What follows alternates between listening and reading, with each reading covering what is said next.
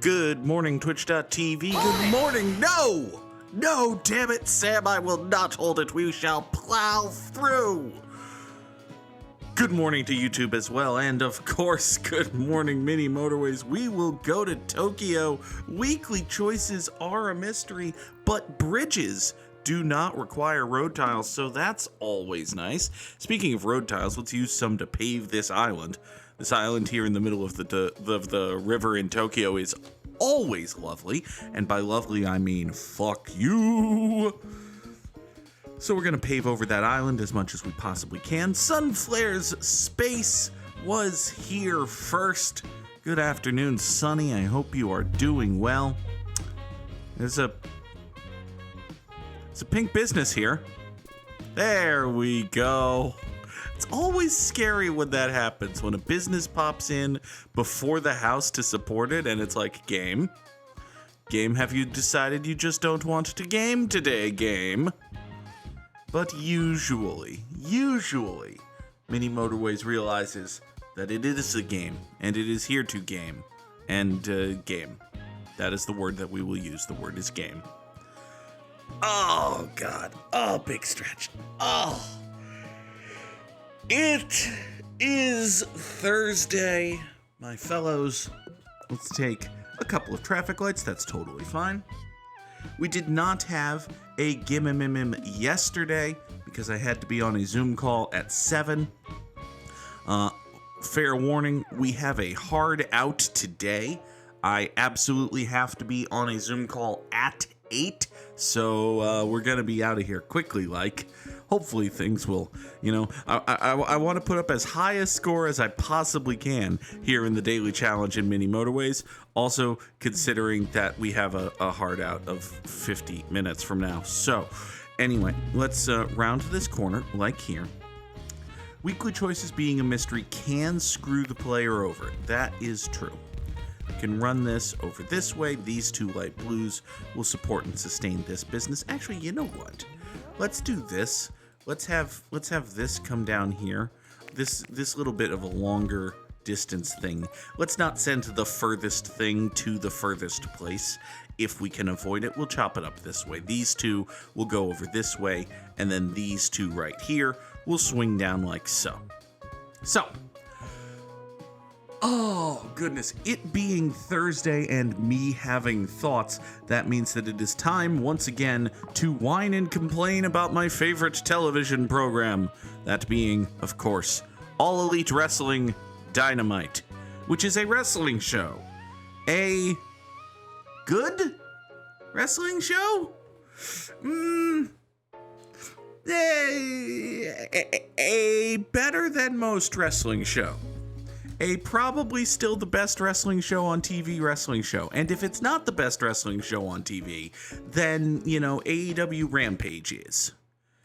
This is a very good case to be made that Rampage is a better television program than Dynamite, more weeks than not. Let's see here. We got a problem. And the problem is the disposition of these pink businesses.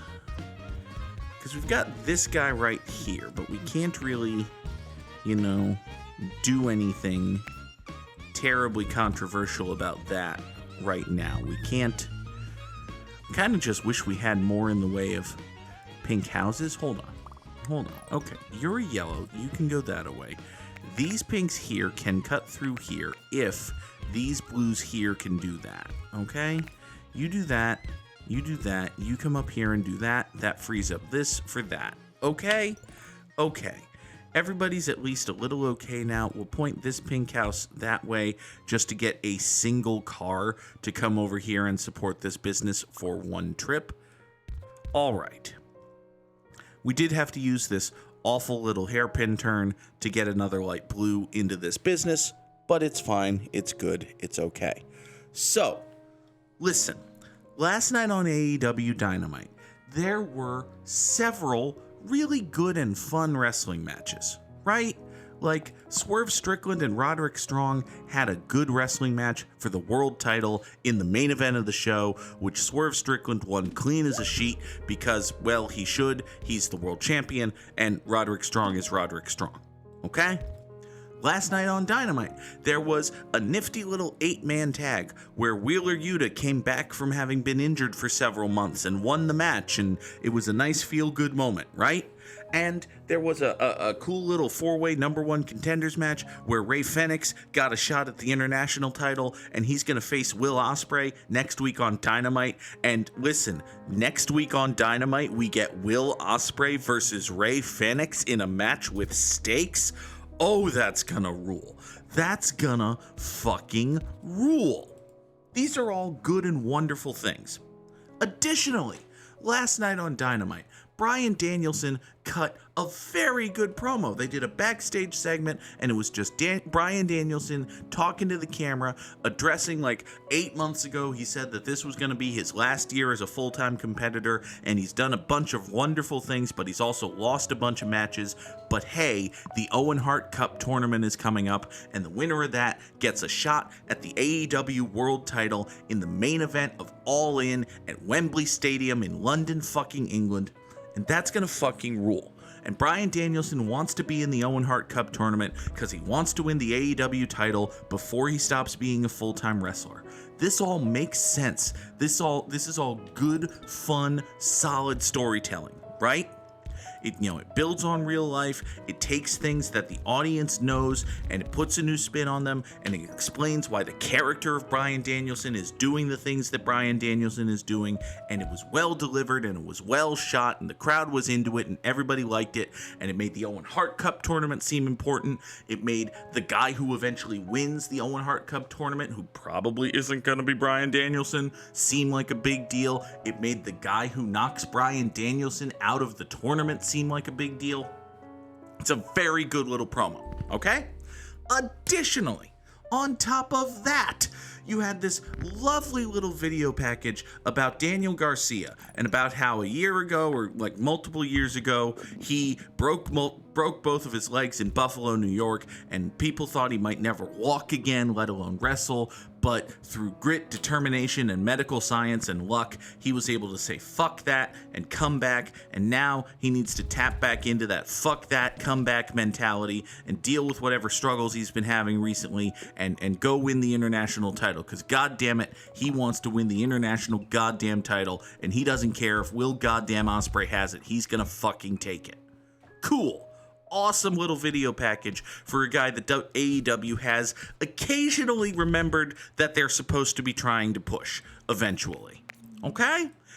Wonderful, wonderful things happened on last night's episode of Dynamite. You had MJF appearing on Dynamite for the first time in months, cutting his first promo, laying out who he's mad at, who he wants to face. He wants to face Swerve Strickland for the AEW title. He wants to face Will Ospreay because he's mad that Will Ospreay is calling himself the best wrestler in the world when MJF thinks that he's the best wrestler in the world.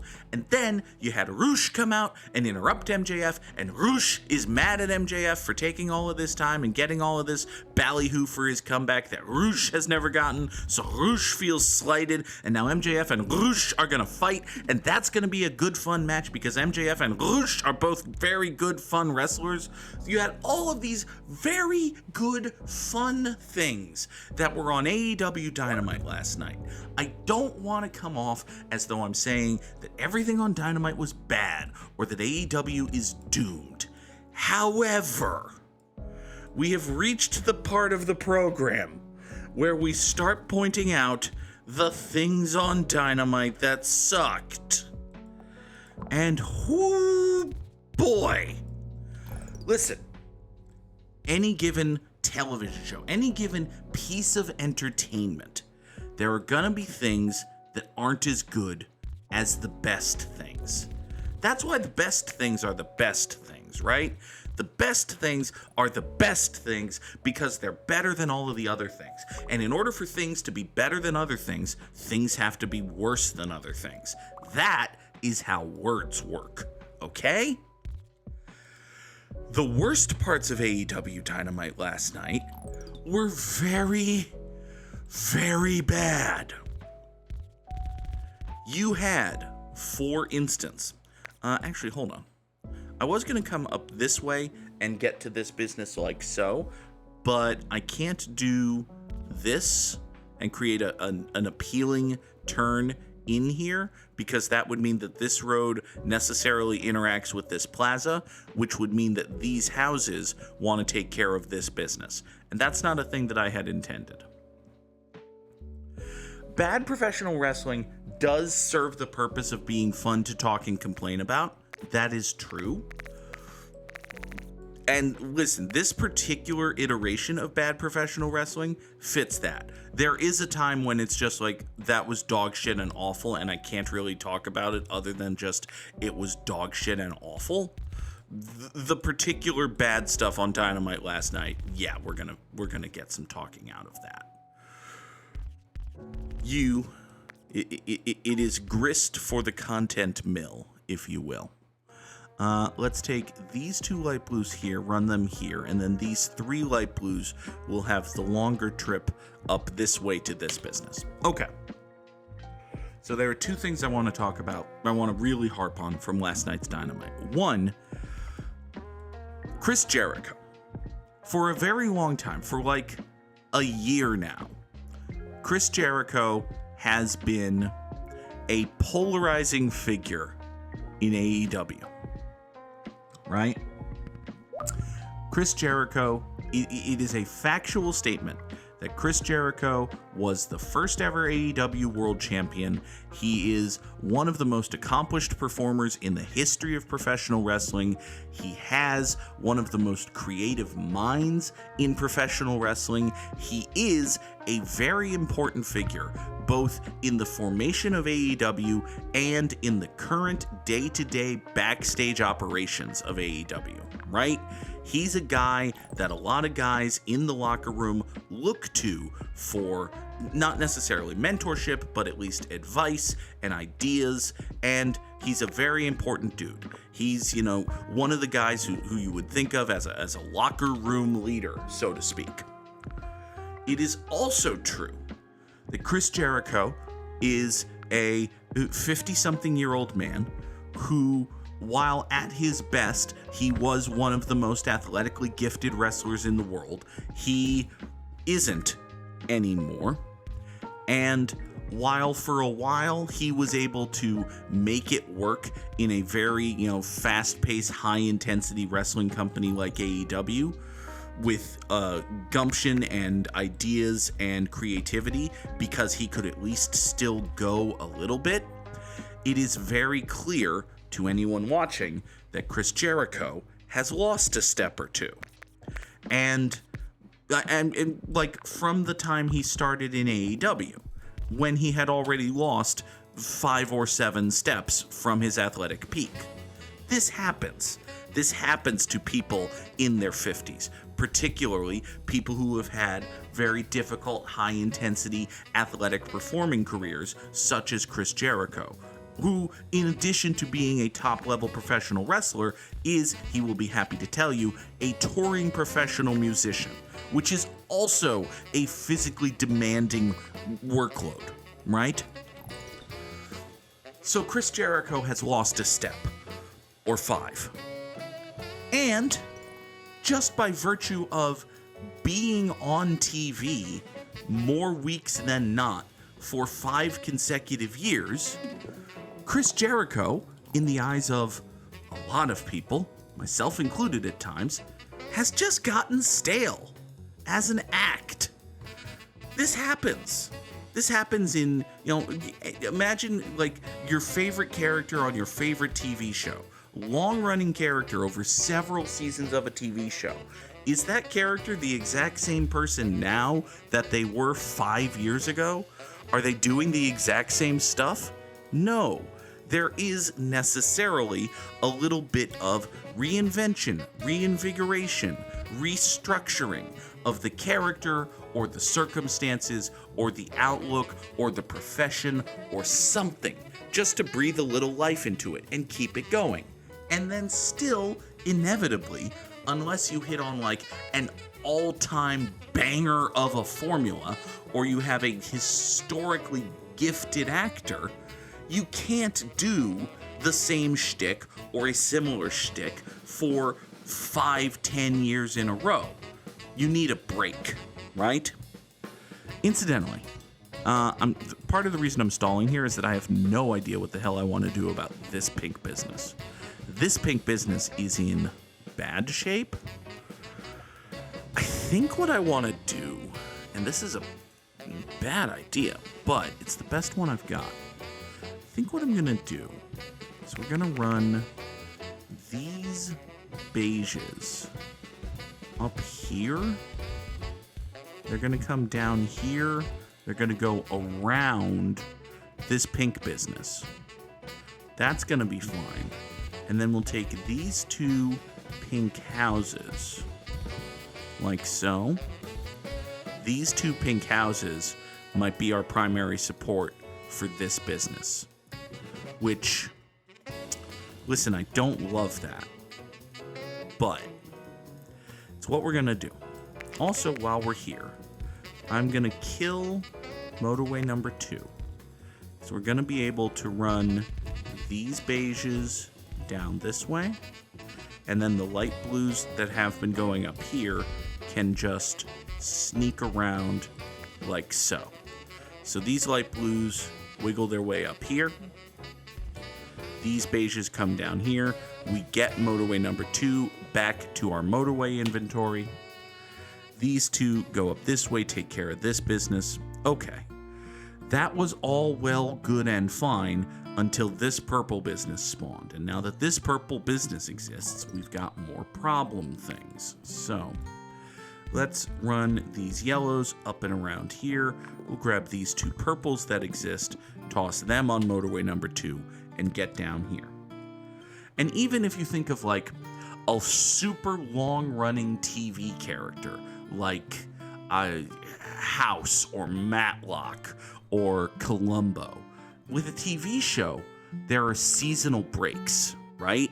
You have your TV show and it's on the air for 6 months or so. Back in the days when TV shows had like proper seasons, instead of just every 3 to 17 months, we're going to release somewhere between 3 and 17 episodes of this TV show on anywhere between 3 and 17 streaming services. You remember when TV shows had like reason and logic involved in them? Those were good times. Anyway. This purple house here is kind of a problem. It's kind of stopping me from doing various things. Let's refine. Actually, no, we don't need to refine that. Actually, yes, we can. Hold on. We're going to move all of these purples like so over to here. That's going to temporarily upset this circle, but it's going to have to be fine. The reason we're doing that is that we want to get these dark blues pulling double duty right here. We're going to run this road like so with a perfectly cromulent traffic light right there, voop, and then over here like so. Okay. So a TV show will have a break, right? It'll be on the air for 6 months, and then it'll have a season finale, and it'll go away for a while. And it'll be away for such time that a person, a fan, a person watching the program can miss the show, the atmosphere, their favorite character, etc., etc., etc., right? Professional wrestling, as a television program, has not adopted that strategy. One of the things that makes pro wrestling is it kind of presents itself like even a sport, right? Even a professional sport like baseball or football or basketball has a season, right? You have your season. It goes from March to whenever or January to whenever. And then at the end of the season, it goes away for a while. Now, the NFL tries to create, sports news cycles and that sort of thing, that the NFL is always on your mind, but the NFL goes away. Professional wrestling doesn't, right? Professional wrestling is, if your weekly pro wrestling TV show is doing well and your show's not getting canceled and your company's making money, all of which are basically true of AEW, your show's on every week. And if your show's on every week, that means you got to come up with stuff for your show every week. And that can be taxing. We're going to put another motorway over, another traffic light rather, over here. We're going to snake this nonsense down this way, so somehow these beiges are going to support this business. That's going to work out just fine, I'm sure. Chris Jericho.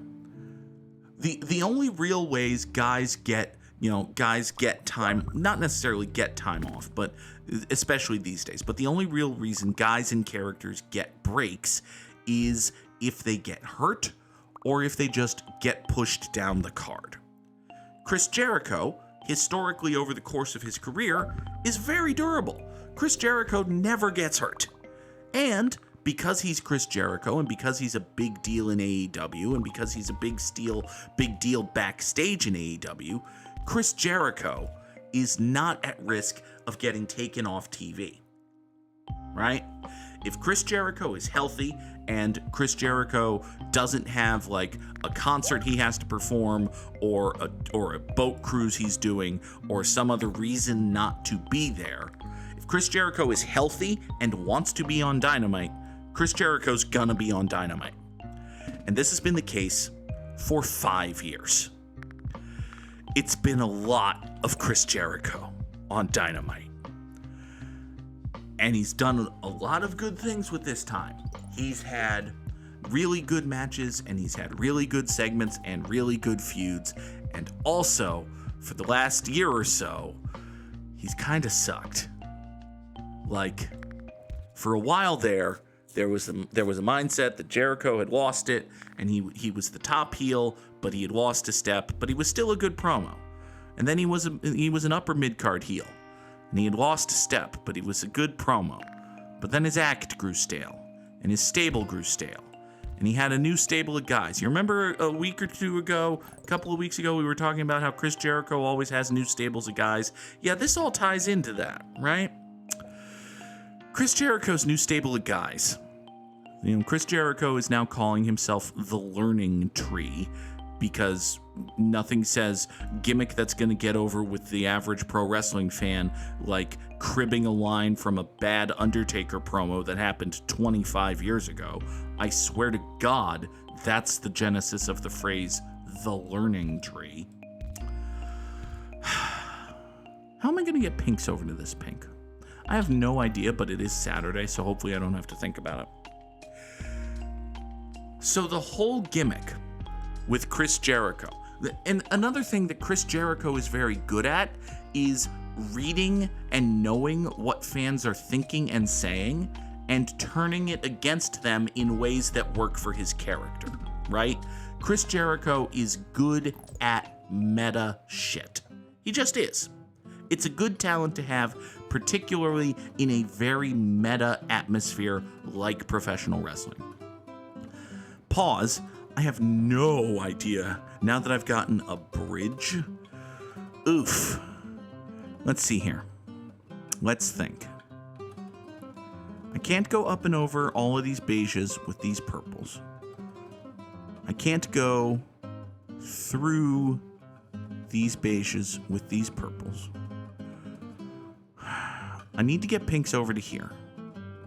All of the pinks are here and here.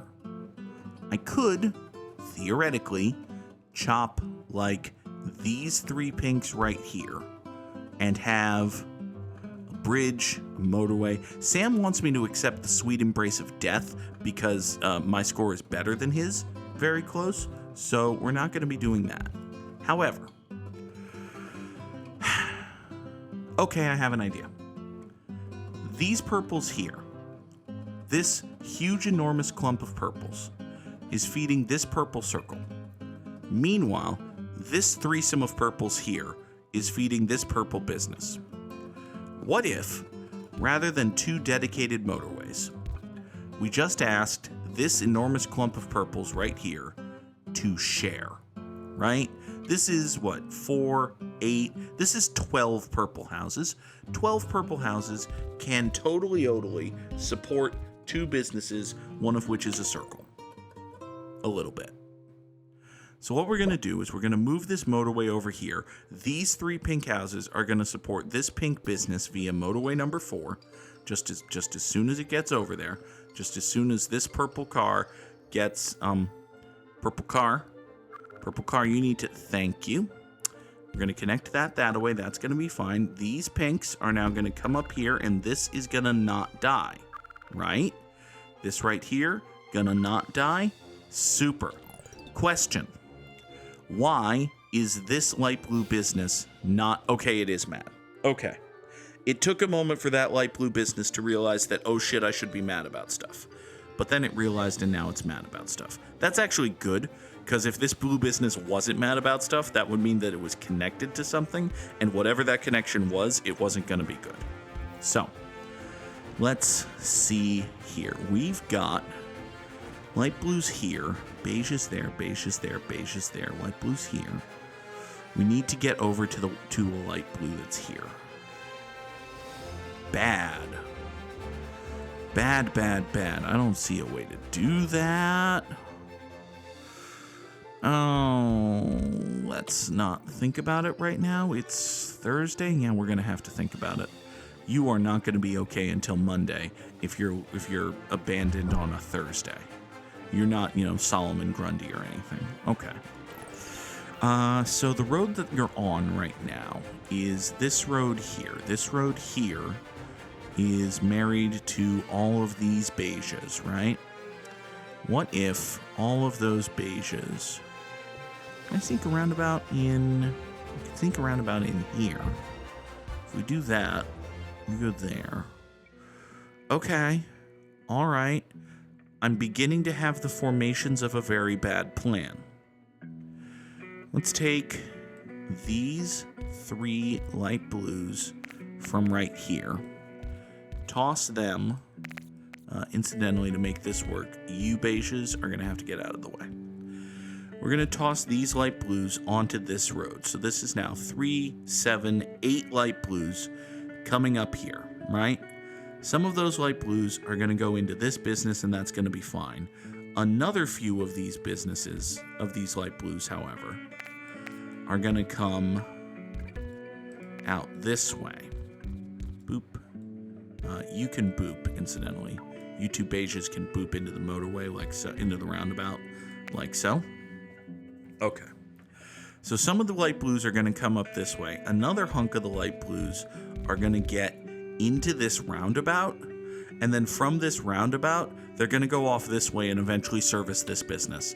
And it's going to actually be fine. You'd be surprised at how fine it's going to be. Really. Look, it's totally A-okay. We're fucking doomed. Anyway. Yeah, that light blue business has gotten mad, but don't worry, friend. Cars are coming. Look at all of these light blue cars that are totally... Actually, they are coming. They're making their way uptown, walking fast. Hey, don't be spawning there, thanks. Be spawning over this way. I appreciate it. Okay. Sam would have diverted from the middle blues. I mean, these middle blues are right here, but there's only like 6 of them, right? This is 6, 7 light blues, and I've got a light blue circle and another light blue business to worry about right here. I guess I could have taken a house or 2 away from the circle, but it's tough. I don't know. I think I made a correct call. I don't think there was one that was definitely better than anything else. Listen, everything's going to die eventually anyway. So Chris Jericho is very good at reading the audience's reaction and turning that in ways that benefit him and his character. So, when a very substantial portion of AEW's audience gets very vocal about things like, hey, Chris Jericho kind of sucks now, or, hey, Chris Jericho just kind of gets guys into feuds and then doesn't really win or lose them, they just sort of end, and then once a dude has been sucked into the vortex around Chris Jericho, he's kind of fucked. Also, incidentally, this thing I said would solve everything didn't solve anything and the business died. So, oops. 1,986 commuters over 89 days sure is a score. It's top 15% in the world, and we dropped those GGs in the chat. We defeated Samurai Sam. Hooray! I got lucky with Motorways and Sam, didn't you know what, buddy? That's the game. Victory for the _ Goog. Hooray. So Chris Jericho's really good at reading audience reactions, and the audience says, hey, wait a second. Chris Jericho just kind of sucks guys into this vortex, and they don't really get over, and nothing happens to them. But all that happens is that Chris Jericho gets a lot of TV time, right? So when Chris Jericho reads phrases like Jericho Vortex and Jericho loves him some TV time and boy, Chris Jericho sure does suck now, Chris Jericho's idea for a new character is Chris Jericho, the massive ego hypermaniac who has a segment called TV Time with Chris Jericho and says that everyone around him gets wrapped up in his Jericho Vortex. And he's the character of Chris Jericho. This is not a slight on Chris Jericho the dude. There are plenty of ways we can slight Chris Jericho the dude. I'm not trying to do that. The character Chris Jericho is this disingenuous and perhaps delusional idiot who goes around dispensing advice to anyone and everyone, no matter what, because he's this super accomplished megastar who's done everything in this business, and he knows what's right. Okay? So last night on Dynamite, there was a segment. No, correction, there were 2 segments. Actually, upon further review, there were 3 segments. Come to think of it, now I realize there were 4 segments. Did you think I would stop? No, my friend, there were 5 segments where Chris Jericho and his newest entourage, which is, Big Bill, a guy who's tall, who fans are starting to like, who I still don't care for as a performer, and Brian Keith, a funny, entertaining dude who's never beaten anybody and doesn't mean anything. These guys are walking around backstage. It could be jerky. Sunflare says it could be jerky. It's not, Sonny, but you're right. The Chris Jericho character is rather jerky. Chris Jericho is walking around backstage and delivering advice to anyone and everyone who will listen. And every single segment starts with, "Hi guys, it's me, Chris Jericho. As a former world champion, or as a guy who's been in catering many times over his career, or as a man who's performed several thousand Hindu squats, I know that the correct form is to do it this way. Thanks, guys!" And then he walks off and leaves. And listen, at a certain level, at a certain point, something that's intentionally bad and a character that is intentionally terrible can be used to get heat, right? That has been a thing forever. Something that everyone knows is bad can raise the ire of the audience, and you want to see someone beat Chris Jericho's ass. Nobody's really beating Chris Jericho's ass right now. Chris Jericho's not even in a feud right now. He sort of won his feud with Hook. Hook has fucked off and is doing something else now. So, are we supposed to want to see Hook beat Chris Jericho's ass? I do want to see Hook beat Chris Jericho's ass, but could be Poser, but there is no S. It could be Power. Chris Jericho has a lot of power. It's not Power, but we did find out where the E and the R go, so that's something. It could be Lever. Could absolutely be Lever. And we know there's an... Oh, we already knew that the E wasn't the second letter. Goog. Doy. Stupid. I did learn, however, that there is another E. So that's... give me a cheer for that? No. Okay.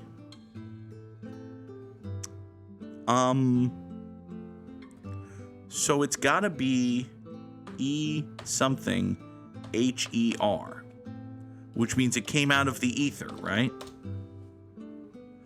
Okay. It restores my MP.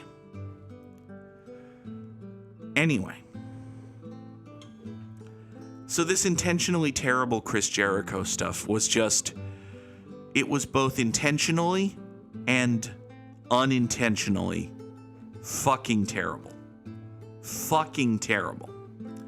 And also, we once again had Christopher Daniels, babyface authority figure, who you're supposed to like and care about, because All Elite Wrestling, the company that initially sold itself as all kinds of great wrestling and none of that WWE bullshit, is now doing a babyface power struggle authority figure angle between Christopher Daniels, a guy who has been presented to the fan watching the program as a loser geek who never wins, and the Young Bucks, the guys who have been presented to the casual fan as awesome megastars who are great. And the awesome megastars who are great are the heels. You're supposed to be rooting for Christopher Daniels, the loser geek who never wins.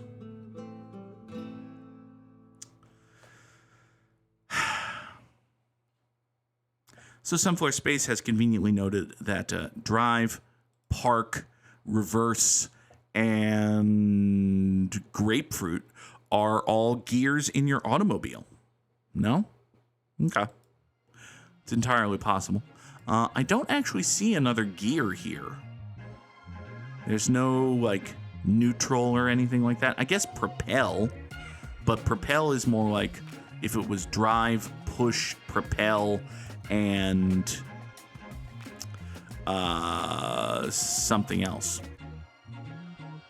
Yeah, drive, push, propel, and I don't know, draw? Cause to go forward? We'll think about that. Oh, prompt. There you go. Yeah, drive, push, prompt, and propel. These are all like cause or, move forward, that sort of thing. Move to action. There you go. Sam correctly noted that baseball, pea, grapefruit, and marble are all spheres. Or they're things that, hail is typically comprised of. There is a courtroom, a dugout, a park, and a gym. These are places with benches. That's absolutely true. It's absolutely true. And then you've got draw, wild, reverse, and skip. These are Uno cards. Hooray! So you've got Christopher Daniels, the babyface authority figure who you're supposed to really care about, feuding with the Young Bucks, the dickish heels who you're supposed to not like because they've gone mad with power or whatever. And this manifests itself in just stupid, meaningless talking segments.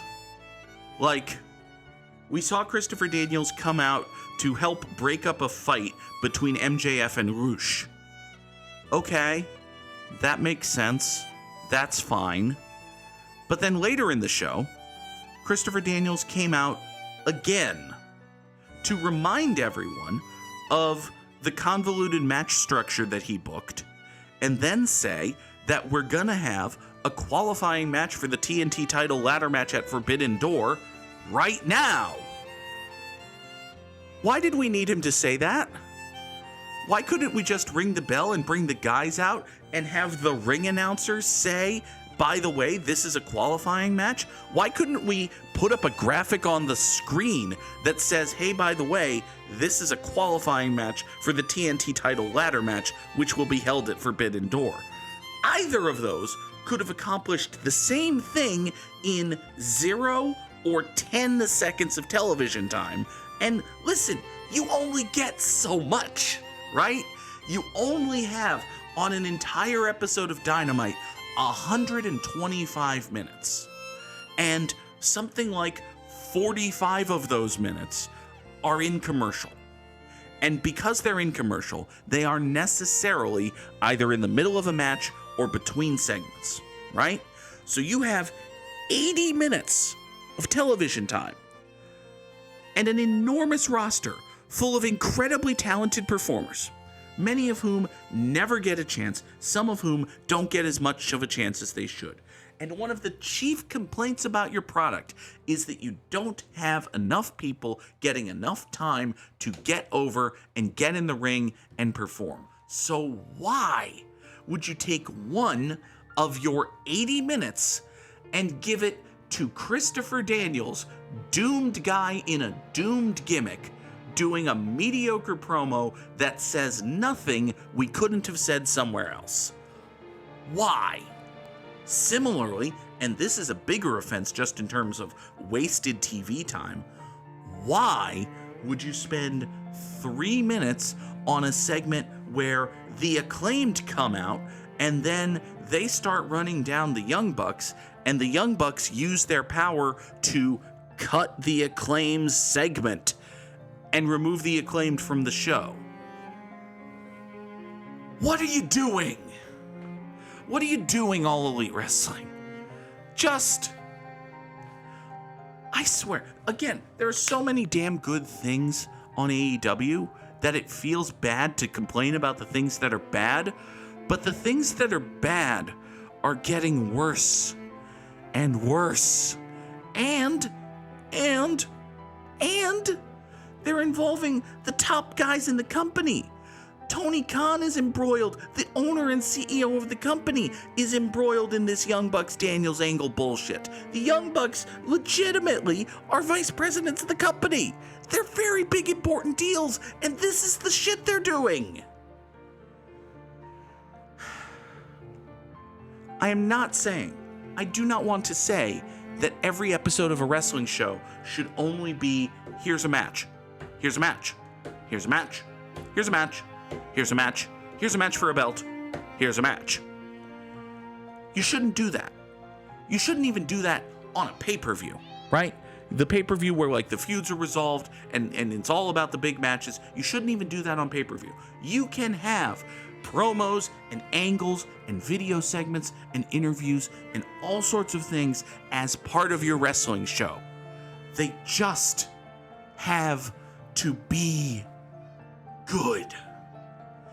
Hi, Nora.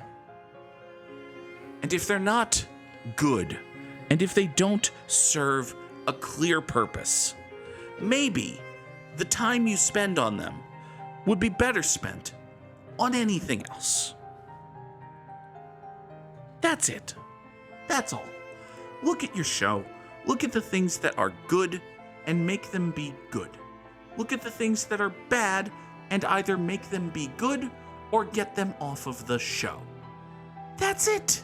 That's all you have to do. Not every episode of Dynamite is going to be perfect. Not every match is going to be a banger. Not every promo is going to be a home run. That is understandable. That is fair. Sometimes you have to put stuff out there to advance an angle or to build to a match that you know going in, hey, this is probably going to be a bad match, right? That's okay. It happens. But at least fucking... AEW seems to have forgotten what made AEW AEW. And that's frustrating. That is my rant about All Elite Wrestling. Now, let us play Strands. Today's theme is Title Treasures. I've seen like 9 of them in the chat. So, are any of these the Spangrum here? I don't know. But I did see right here, we have Driftwood right there. Sunny saw Bull. Right here we have a bull. There was also a mention of glass. You'll find glass in the ocean or something like that. Absolutely. This right here just says beach. Is that a title treasure? No, but I bet you it's tied to something. Beach is? No. Who knows? Beast. Beast is a title treasure? Really? I don't think. Beach combing. Oh, hey. Maybe. Beach combing. Yeah, okay, there's your Spangrum. Beach combing. Haha. This could be, well, it could be lots. It's not. It could be slot. It's not. It could be snot. It's not. Could be fossil. That's actually probably correct. So it's a watch. And then we have a stone here and a shell over here. And those are your title treasures. This has been a game of Strands. Hooray, Strands! Strands is a good, fun game. For today's Immaculate Grid, we need Chicagoans, both of the Cub and White Sox variety. We need all-stars, shortstops, outfielders, and dudes who played in the Negro Leagues. Oh, boy. Goog knows so many dudes who played in the Negro Leagues. Sure as hell does. Let's see here. A dude who played in the Negro Leagues and was an all-star is Willie Mays. That makes sense. A dude who played in the Negro Leagues and played shortstop is Jackie Robinson. It's a true fact. And a dude who played in the Negro Leagues and played the outfield is Hank Thompson? No, that doesn't make it. Buck O'Neil? I think Buck O'Neil was an outfielder in addition to a first baseman and pitcher guy. Buck O'Neil? Buck O'Neil. Hooray. Willie Mays counts, Sam. Listen, he counts. All right, a Chicago Cub who was an all-star. I would say Nomar Garciaparra, but I think he has to be an all-star for the Cubs. So Nomar Garciaparra was not an all-star for the Cubs. Let's see here. A guy who was an all-star for the Cubs is Mark Pryor. That sounds right. Mark Pryor was an all-star for the Cubs. A guy who played shortstop for the Cubs is, in fact, Nomar Garciaparra, so that's good for him. And a guy who played outfield for the Cubs is, I think they had late career Jim Edmonds, didn't they? Cubs had late career I know the Cardinals had late career Jim Edmonds. I think he then went to the Cubs at some point, but come to think of it, I'm not 1,000% sure of that. So instead of that, let's just say Ben Zobrist. There you go. He's a guy who played outfield for the Cubs. Mookie Betts did not play outfield for the Cubs, sadly. Okay, so they did have late career Jim Edmonds. I totally would have been right about that. Good for me. A guy who was an all-star for the Chicago White Sox is Robin Ventura. And a guy who played shortstop for the White Sox is Joey Cora. That tracks and makes sense and is logical. And then a dude who played outfield for the White Sox is... I'm trying to remember dudes from World Series Baseball 95 for the Sega Genesis, which I just played not that long ago because Samurai Sam owns every meaningful video game ever. Let's see here. Ron Karkovice? I think Ron Karkovice fits. Would be a hell of a pull, but would also be a... I did play as the White Sox. You'd think that would help me.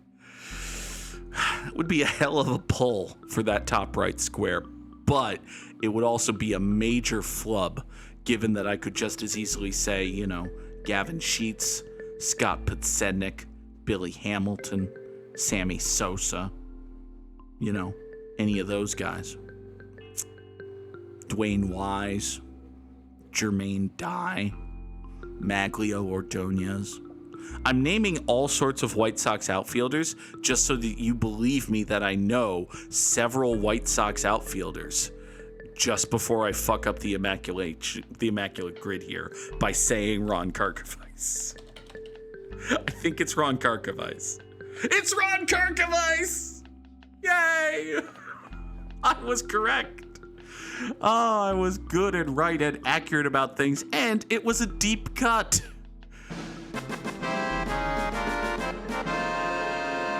Best of all worlds. I have achieved triumph. Yay. All right. Folks, that is going to do it for us here today on Good Morning Mini Motorways. But as we consult the schedule, you will see that the plan, this is a plan, is that we will be back later tonight for Great Ace Attorney Chronicles. I should note, however, I do have an all-day job scheduled. It is supposed to start in like 10 minutes, but it's also supposed to run all day. If it runs all day, I will probably not want to then be in my computer chair for an additional 3.5 or 4 hours. So we'll see. Come on back watch the Discord server. All the usual disclaimers apply, but hopefully we will be back later tonight for a new episode, for a new stream of Great Ace Attorney Chronicles, and more likely than not, we will be back tomorrow morning at 7 o'clock Eastern for another edition of Good Morning Mini Motorways. Until then, thank y'all as always for watching. Have a wonderful day. Goodbye.